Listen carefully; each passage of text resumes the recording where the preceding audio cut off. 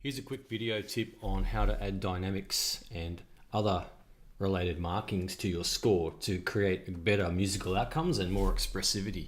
Okay, so let's have a quick look here. We've got our very familiar melody. So if we want to add a dynamic marking to that melody, we simply click on a note so that it goes blue. I'll zoom in a little bit closer for you. Oh, that's way too close. So click on a note so that it goes blue. All right, there we go. And now if we go Command and E, we get a flashing cursor. I'll just zoom out a fraction. Flashing cursor, and then we right click on that and we can add our dynamic. Okay, and then Sibelius will actually attempt to play that back. It will try to play softer or play louder. Let's add another dynamic over here. So we click on the note we want to add the dynamic to. We go Command E, we right click and select Forte. And now we've got two dynamics, one soft, one loud.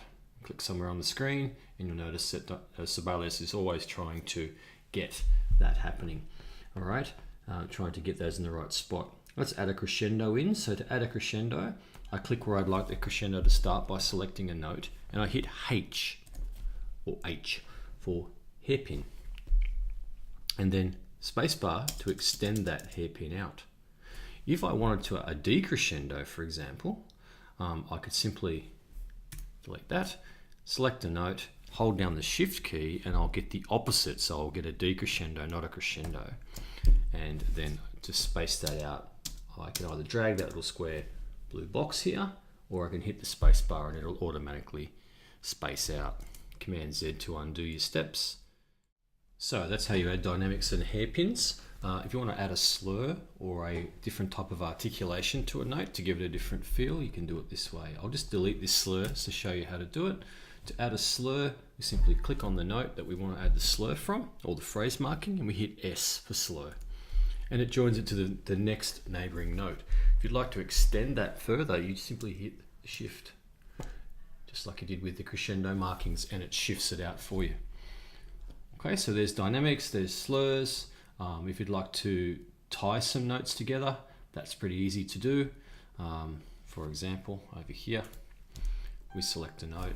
If I hit enter, it creates a tie and it ties it to the next note. So I just press the enter key and it automatically ties it to the note of the same pitch that's corresponding next to it.